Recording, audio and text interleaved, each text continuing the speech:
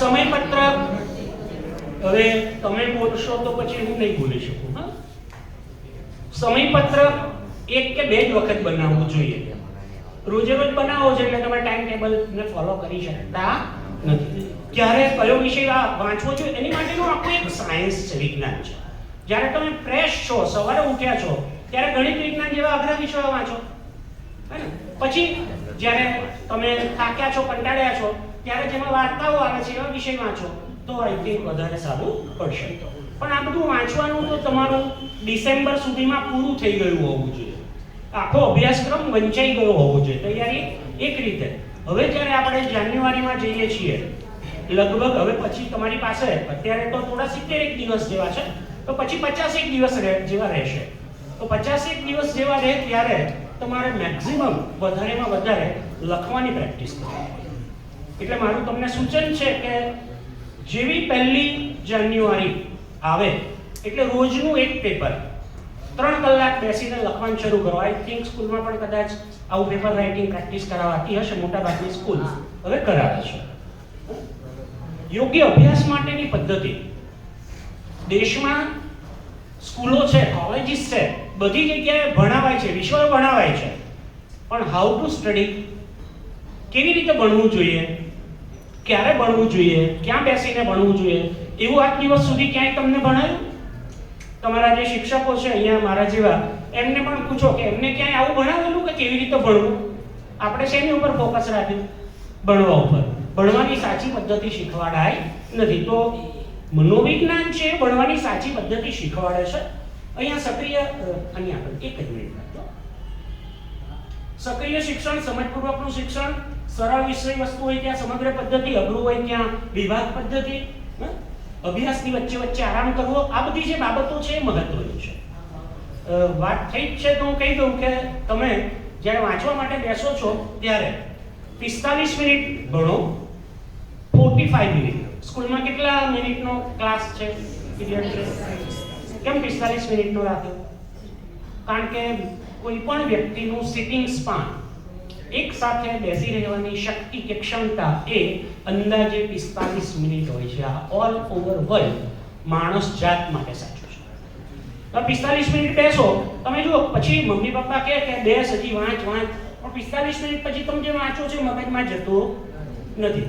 તો ઇન્ડસ્ટ્રીયલ સાયકોલોજીમાં એક એવી વાત છે કે વ્યક્તિ કામની શરૂઆત કરે, ધીમે ધીમે ધીમે એનો ગ્રાફ વધે, અહીંયા આવે ટોચ પર રહે, પછી ધીમે રહીને એ નીચે જતો રહે.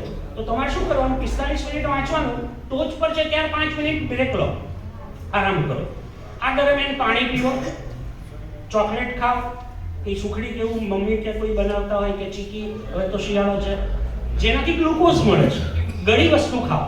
ચોકલેટ જ એવું નહીં પછી તમે ઘેર જઈને કહેશો પેલા સાહેબે તો ચોકલેટ કીધેલી એટલે ડબ્બો લઈ આવો, એવું નહીં. કંઈ પણ એવી વસ્તુ ખાવી જોઈએ જેનાથી તમને એનર્જી મળે. પાણી કેમ પીવાનું? પાણીનું સૂત્ર શું છે? તો એમાં ઓક્સિજન છે. ઓક્સિજન છે. મગજને શેની જરૂર પડે છે કામ કરવા માટે? જેટલો ઓક્સિજન વધારે લેશો એટલો વધારે ફાયદો થશે. ડીપ બ્રીથિંગ કરો 5 મિનિટ. આ 5 મિનિટમાં પાણી પીવાનું, એક ગળી વસ્તુ ખાવાની, આમ તેમ થોડું ટહેલવાનું, ઊંડા શ્વાસોશ્વાસ કરવાના. શું નહીં કરવાનું? મોબાઈલ નહીં અડવાનું. હે, કોઈ ફ્રેન્ડ કે બેનપણી કે એની સાથે વાતચીતમાં લાગી જવાનું નહીં. આ બ્રેક 5 જ મિનિટનો રહેવો જોઈએ. 5 મિનિટ પછી ફરી તમે કામ શરૂ કરશો ને તો આ જગ્યાએ તમે છોડેલું હતું, અહીંથી શરૂ થયું હતું, અહીંયા પહોંચ્યું હતું, અહીંયા છોડ્યું હતું, આટલુંથી ફરી પાછું ઉપર જશે. તમારું ગ્રાસ્પિંગ વધશે. એની જગ્યાએ જો તમે 45 મિનિટની જગ્યાએ કલાક સવા કલાક વાંચશો તો 45 મિનિટ પછીનું અંદર કાંઈ જશે નહીં અને તમે કલાક સવા કલાકે કંટાળીને પછી ભણવાનું છોડી દેશો. જો આ સાયન્ટિફિક મેથડનો ઉપયોગ કરશો 45 + 5, 45 + 5, 45 + 5, તો 3.5 કલાક તમે ભણી શકશો. 3 અવર. અને જે પણ વાંચશો એ બધું અંદર જશે. સમજાય છે? જે કંઈ પણ વાંચશો એ બધું અંદર જશે ને યાદ રહેશે. તો આ પ્રકારે વૈજ્ઞાનિક પદ્ધતિનો ઉપયોગ કરવો જોઈએ. ખાસ કરીને મેં તમને પૂછ્યું શરૂઆતમાં કે કોનું પરિણામ સારું આવશે, તો અભ્યાસનો ઉદ્દેશ્ય, ધ્યેય. તમે ભણો છો શા માટે? ખરેખર તો આપણે શું છે કે જ્યારે જરૂર લાગે ને ત્યારે કૂવો પાણીની તરસ ઊભી થાય ક્યાંક કૂવો ખોદવા બેસે. આ કાર્યક્રમ તમે કલ્પના કરો કે વર્ષની શરૂઆતમાં થયો હોત અને આખા વર્ષનું મેં તમને સમજાવ્યું હોત તો શું થાય? ગેરંટીથી કહું છું, જે સ્કૂલોમાં આ કાર્યક્રમ કર્યા છે ત્યાં 10 થી 12% દરેક વિદ્યાર્થીના વધી જાય છે સામાન્ય રીતે એવરેજ. કારણ કે વાલીઓને ખબર છે કે શું કરવાનું શું નહીં કરવાનું. આ તો તમારા પેરેન્ટ્સે તમને પહેલેથી કીધું હશે, વાંચ 10મામાં છે, આમ કર આમ કર આમ કર. હવે જેટલું પ્રેશર કરો એટલી વધારે તકલીફ છે. હવે જો વાલીઓ જાગૃત હોય કહેતા હોય તો સારી વાત છે, પણ વધારે પડતું કે કેટલાક બહુ ભણેલા ગણેલા હોય ને એ છોકરાને એટલું બધું હેરાન કરી ના લે કે પેલો પરીક્ષા આપવા જ ના જાય, ઘર છોડીને ભાગી. આવા બનાવો પણ બન્યા છે ને. એટલે વાલીઓએ પણ, અને બહુ જ મહત્વની વાત એ છે કે તમારા બાળકને રેગ્યુલર સમયસર સ્કૂલમાં મોકલો જ. સ્કૂલમાં જેટલું જશે, સ્કૂલમાં જેટલા ક્લાસ ભણશે, સ્કૂલમાં જે શિક્ષકો છે એ એટલા ક્વોલિફાઈડ શિક્ષક છે. ટ્યુશન તો કોણ કરાવે? ગમે તે કરાવે છે. ટ્યુશન માટે કંઈ બીએડ કરવું ને આમ કરવું ને તેમ કરવું ને એવું જરૂરી નથી. એ તો જેને બીજું કંઈ ના મળે નોકરી ધંધો એ કદાચ ટ્યુશન ચાલુ કરી દે, એવું પણ બને. ખોટી વાત નથી, સારી છે. પણ આ સ્કૂલ જેવી છે જે સરકારી શાળાઓ છે, એ સરકારી શાળાઓમાં હાઈલી ક્વોલિફાઈડ શિક્ષકો હોય છે, આટલા વર્ષોનો અનુભવ છે, બહુ સારી રીતે ભણાવતા હોય. એટલે રેગ્યુલર સ્કૂલમાં મોકલવું અને સ્કૂલમાંથી જે કહેવાયું છે એવી રીતે બાળકને ઘરે ભણાવવામાં આપણે એમને મદદરૂપ થવું એ વાલીઓનું કામ છે.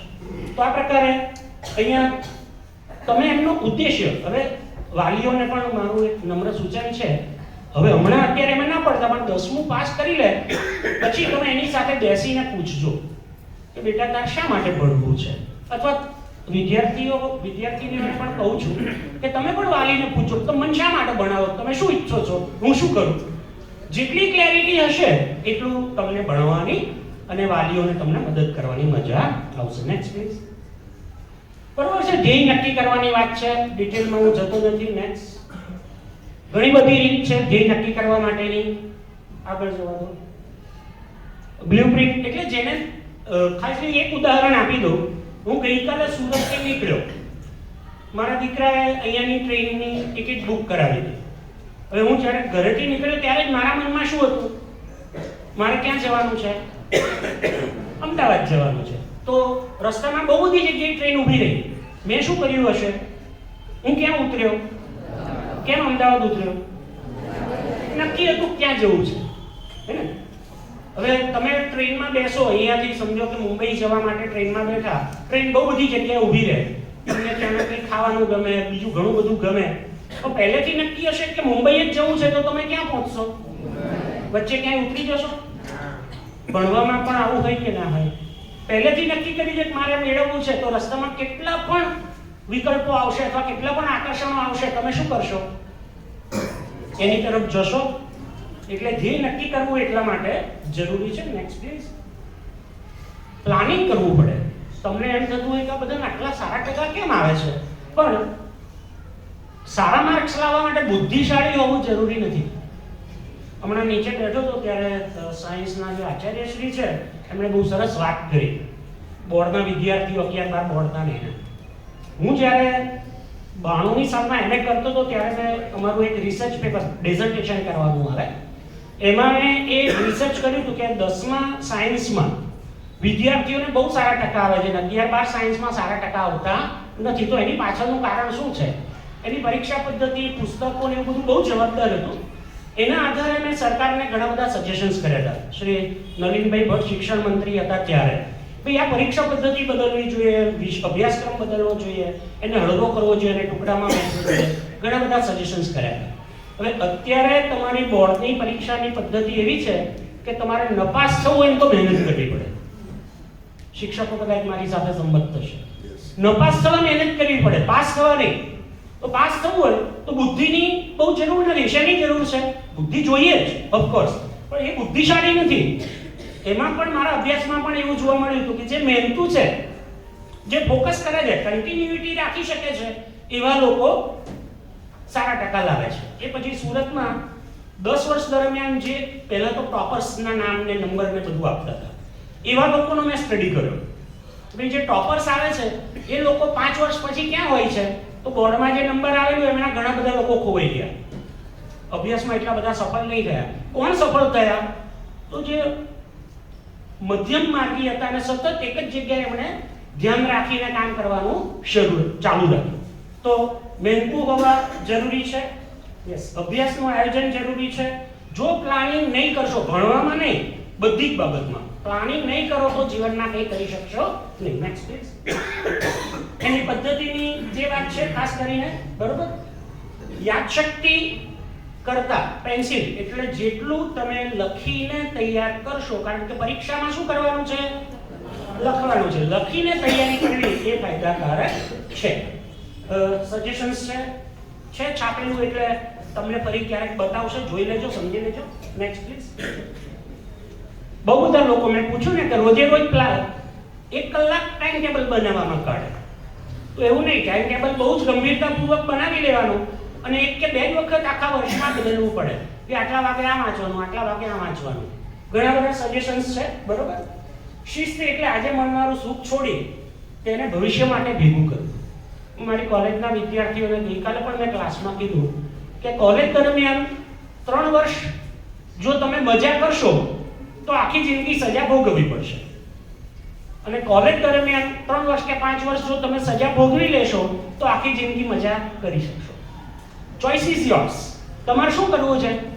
ભણો છો 5, 7, 10 વર્ષ, એ દરમિયાન તકલીફ ભોગવવી છે, ભોગવો. ઊંઘો ઓછું. ઊંઘો ઓછું એટલે હું સાયન્ટિફિક રીતે કહીશ એટલું ઊંઘવું જોઈએ, પણ મહેનત પર બાકી બધા સુખને એને છોડો, બીજી બધી બાબતો પાછળ ભાગવાનું છોડો. તો પછી યોગ્ય રીતે ભણી લીધું તો કામ ધંધો નોકરી તમને સામેથી ગોતતા આવશે, અને નહીં ભણશો તો અહીંયાનું સુખ આખી જિંદગીનું દુઃખ, અને અહીંયાનું દુઃખ આખી જિંદગીનું સુખ. વિકલ્પ તમારે પસંદ કરવાનો છે. Yes, next. દરેક વ્યક્તિને મગજ છે, હોય જ, તમને બધાને પણ મગજ છે. તો તમારું મગજ પણ કોમ્પ્યુટર કરતા અતિ ઘણું, હજારો ગણું શક્તિશાળી છે. સમજાય છે? કેમ? કોમ્પ્યુટર કોણે બનાવ્યું? મગજે. મગજે કોમ્પ્યુટર બનાવ્યું? માણસ. એટલે માણસના મગજે કોમ્પ્યુટર બનાવ્યું કે કોમ્પ્યુટરે માણસ બનાવ્યો? શું થયું? તો આપણું આ કોમ્પ્યુટર છે. તમે વિચારવાનું શરૂ કરો કે મને બધું જ યાદ રહે છે, બીજા દિવસથી બધું જ યાદ રહેતું શરૂ થઈ જશે. પેરેન્ટ્સને પણ સજેશન છે, વિનંતી છે કે વાલીઓ જો છોકરાઓને, બાળકોને કહેતા હોય કે તું ભણતો નથી, વાંચતો નથી, નપાસ થવાનો છે, તો મહેરબાની કરીને તમારા શબ્દો બદલી લેજો. તમારે રિઝલ્ટ શું જોઈએ છીએ? બાળક પાસ થાય. કહો છો શું? ભણતો નથી, નપાસ જ થવાનો, વાંચતો જ નથી, રખડે જ કરે છે. એવું નહીં કહેવાનું. શું કહેવાનું? બહુ ડાયો છે, બહુ ડાઈ છે. છોકરીઓ તો કહેતા જ હશો, છોકરાઓનો જમાના જેવાની જ તકે. આજની સ્થિતિમાં એટલે મારા ઘરના લોકો મને ડાયો કહેતા નથી. આ તો એવું જ છે, તો આપણે આ પ્રોબ્લેમ રહેવાનો.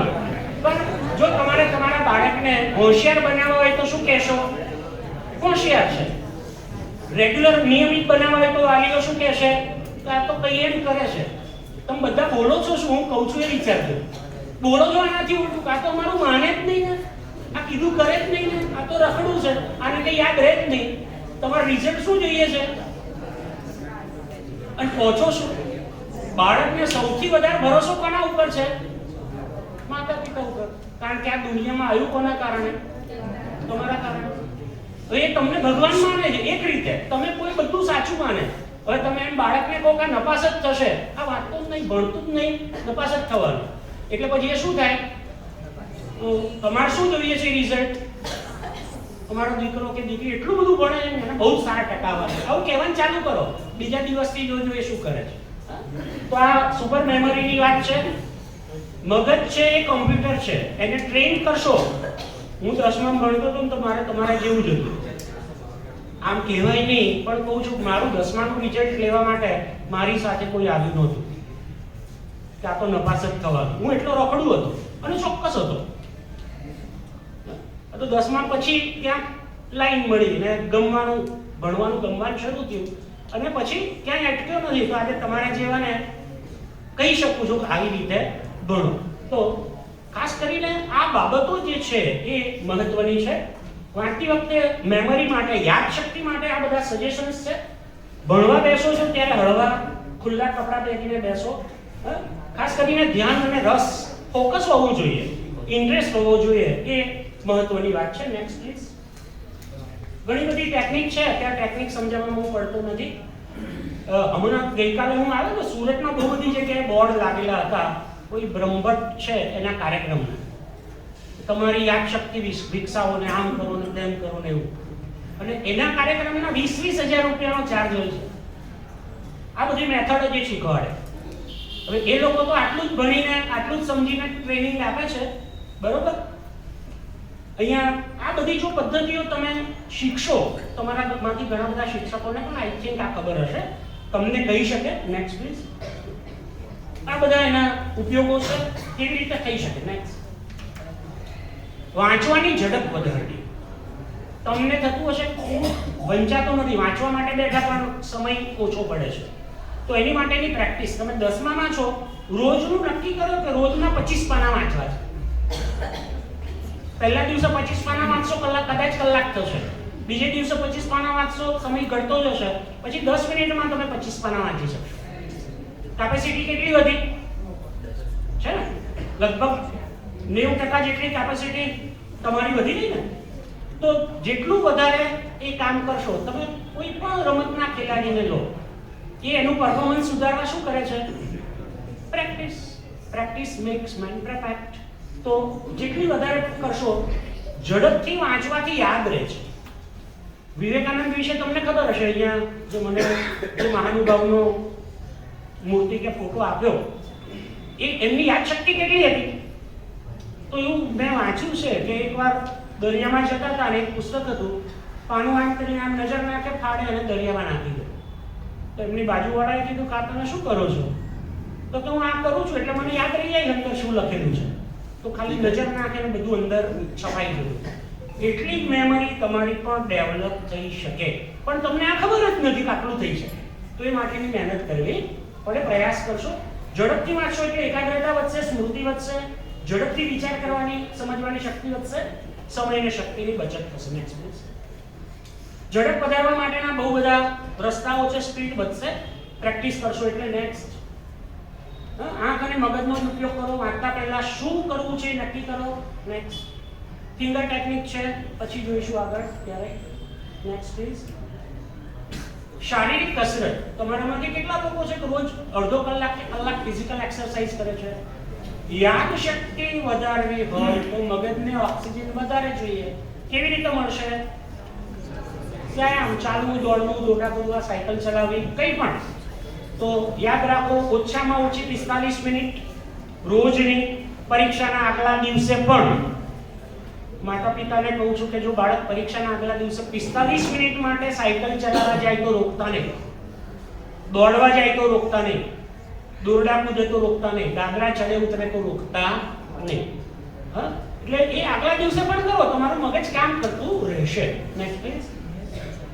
રિલેક્સેશન, રિલેક્સ પણ રહેવું. 5 મિનિટ વચ્ચે જે પેલું રિલેક્સ રહેવાની વાત કરી ને વાંચતા વાંચતા, જેટલા રિલેક્સ રહેશો એટલી તમારી મેમરી વધશે. Next please. રિલેક્સ કરવા માટેના બહુ બધા પગથિયા છે. ક્યારેક જો તમને સમય હશે તો એ તમને વાંચી બતાવશે એટલે સમજાશે. Next please. આખી એક મેથડ છે આલ્ફા. સમય નથી નહીતર અહીંયા હું તમને કરાવું. યસ. ઓકે. આ એની માટેની એક સ્ક્રિપ્ટની વાત છે. વર્ષની શરૂઆતમાં જ્યારે કાર્યક્રમ કરીએ છીએ તો આ વિદ્યાર્થીને આ આખું વિઝ્યુઅલાઇઝેશન એની માટે શીખવાડીએ છીએ. ભાઈ તમે કલ્પના કરો, વિચારો કે તમારે બોર્ડની પરીક્ષામાં કેટલા માર્ક જોઈએ છે.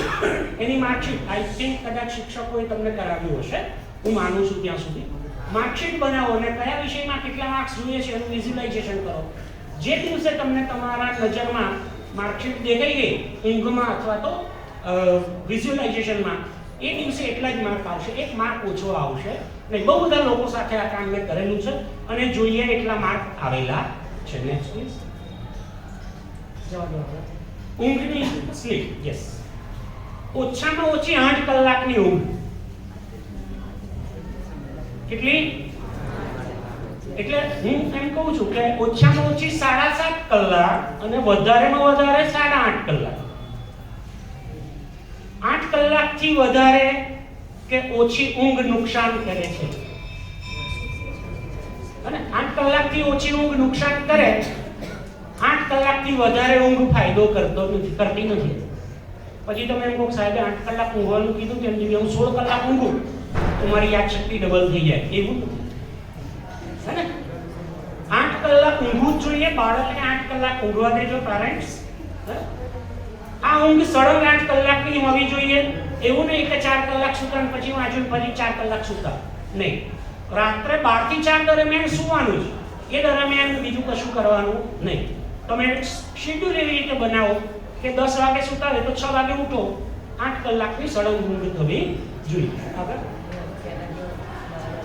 ઘણી બધી બાબતો છે. આ ખાસ તો પેરેન્ટ્સની જ્યારે વાત કરીએ છીએ, તમારા જે માતા પિતા છે એમને અત્યારે તમે બધા પ્રોબ્લેમેટિક લાગતા હશે કે આ મારો છોકરો છોકરી મોટા થયા ને સમસ્યાવાળા થઈ ગયા છે, પણ અત્યારે એની આપણે ચર્ચા કરતા નથી. Next please.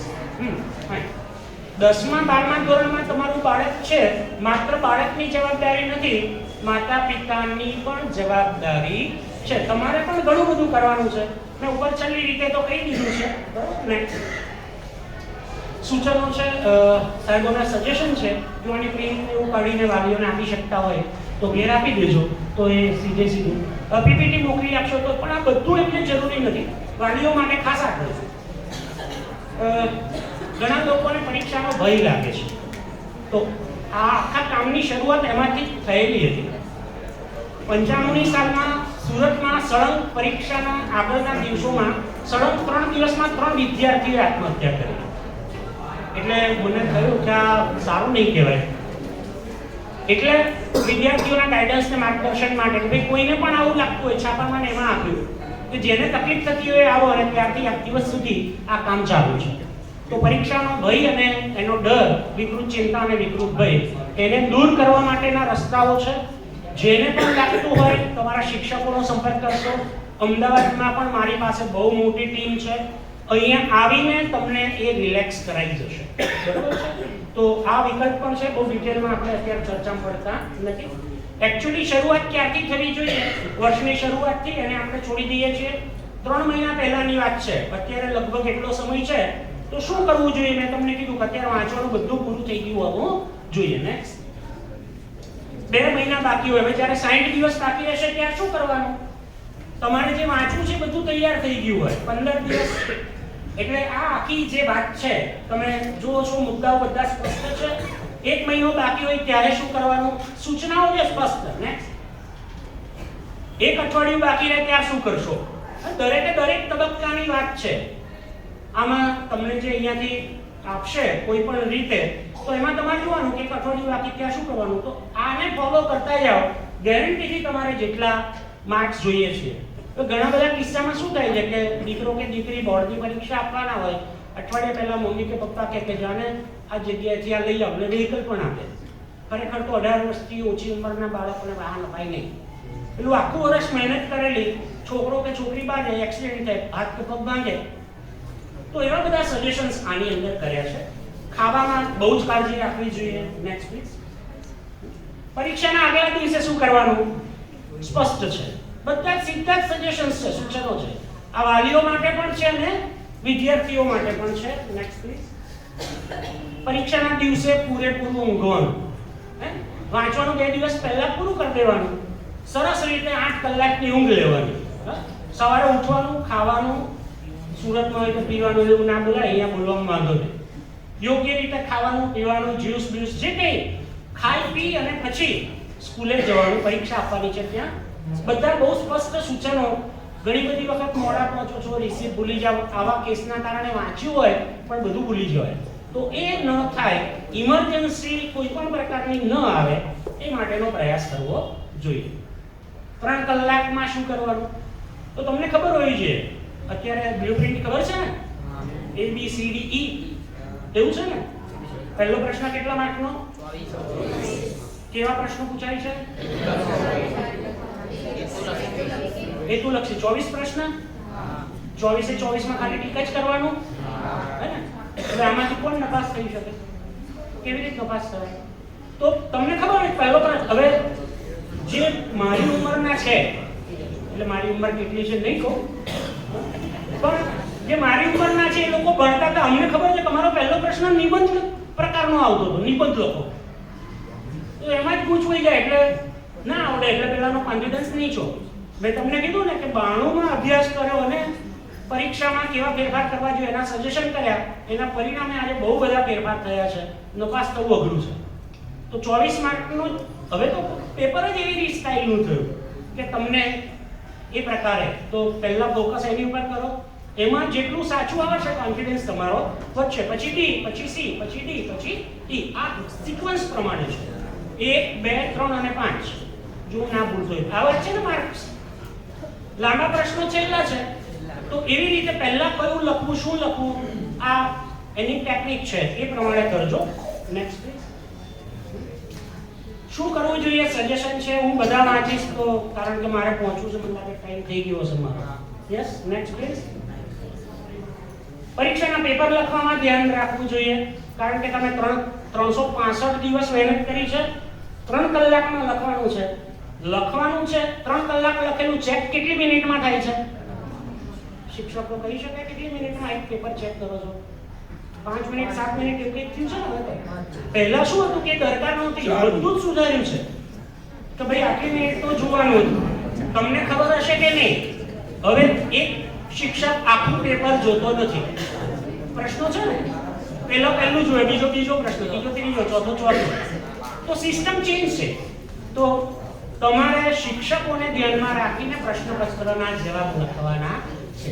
તમને ધ્યાનમાં રાખીને નહીં, એને જેટલું સરળતાથી સરસ રીતે સમજાશે એટલા માર્ક્સ તમને વધશે, એને જેટલી મહેનત વધી એટલા તમારા માર્ક ઘટશે.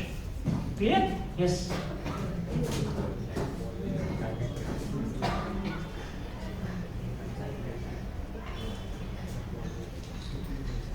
Next, sorry. તો આખી યસ હશે. તો ઘણા બધા મુદ્દાઓ છે, આખી બીજું પણ હશે અંદર. તો 3 કલાક ખાસ કરીને એમાં તો એ પછીથી પણ શું કરવાનું, પરીક્ષાના દિવસે બાળક જ્યારે પરીક્ષા આપવા જાય ત્યારે વાલીઓની ઘણી બધી જવાબદારી છે. પેપર આપીને આવે પછી પૂછતા નહીં શું લખ્યું, બીજા દિવસના પેપરની તૈયારી કરવા દેજો. બરોબર? પરીક્ષા બધી પતી જાય એ પછી ભલે તમે ફરી એને 1 અઠવાડિયું બેસાડી રોજનું એક પેપર લખાવો ફરીથી, પણ ઘેર આવે પછી મહેરબાની કરીને એને પૂછતા નહીં કે પેપર કેવું જેવું ગયું એમાં શું થશે, જતું રહ્યું છે પહેલા. એટલે વિદ્યાર્થીઓએ પણ ઘેર આવીને પેપર સોલ્વ કરવા બેસવું છોડી દેવા. બીજા એટલો સમય કાલના પેપર પર આપો ને તો વધારે ફાયદો થાય ને. આ બધા છતાં પૂરેપૂરી મહેનત કરી પછી હવે આપણે આવી ગયા છે સીધા પરિણામના દિવસ પર. રિઝલ્ટ જેવું આવે એવું મહેનત જો પૂરેપૂરી કરી હોય તો વાલીઓએ એનું રિઝલ્ટ જેવું આવે એવું સ્વીકારવાની તૈયારી રાખવી. દીકરા તારા જેટલા પણ અમને ખબર છે કે મહેનત કરી તે પ્રયાસ કર્યો, કારણ કે આપણે બધા શ્રીમદ ભગવદ્ ગીતા કર્મણ્યેવાધિકારસ્તે મા ફલેષુ કર્મ કર, ફળ જે મળે તે. એટલે એને મહેનત કરી પરીક્ષા આપી કે નહીં, રિઝલ્ટ જે આવે તે સ્વીકારવાની તૈયારી રાખવી એ જરૂરી છે.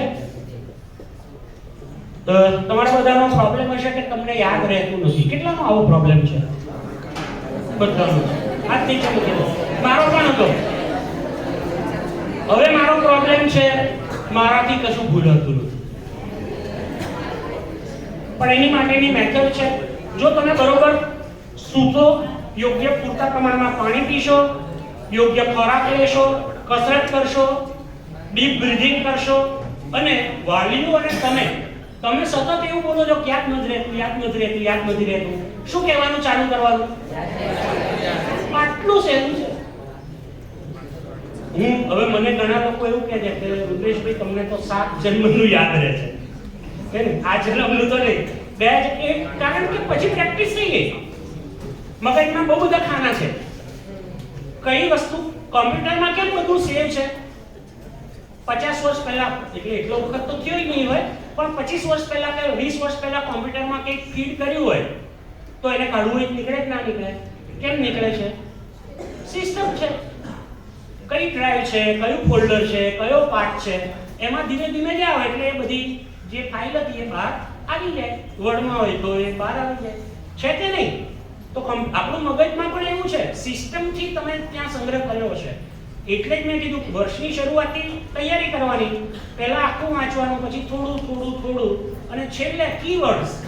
છેલ્લા દિવસે તમારી પાસે એક જ પાનું આવવું જોઈએ જેમાં કીવર્ડ્સ હોય, દરેક પ્રશ્નના જવાબના કીવર્ડ્સ હોય. કીવર્ડ્સ વાંચો.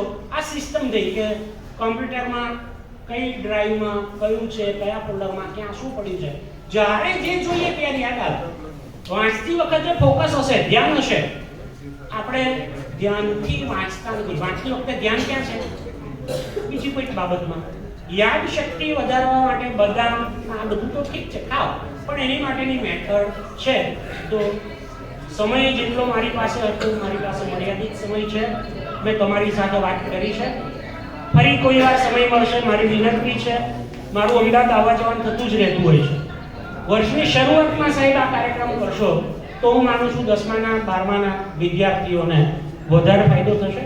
મારું સૂચન એવું છે કે 9મા 10મા 11મા 12માના બધા ખાલી વિદ્યાર્થીઓને એકવાર બેસાડો અને એક વખત વાલીઓને બોલાવો વર્ષની શરૂઆતમાં, તો ફાયદો થશે. તમારી સાથે વાત કરવાની મજા આવી. જો કે હું જ બોલ્યો છું, તમને કોઈ બોલવા દીધા નથી. તમારી સાથે વાત કરવાની તક આપી એ બદલ આયોજકોનો આભાર. થેન્ક યુ, ધન્યવાદ.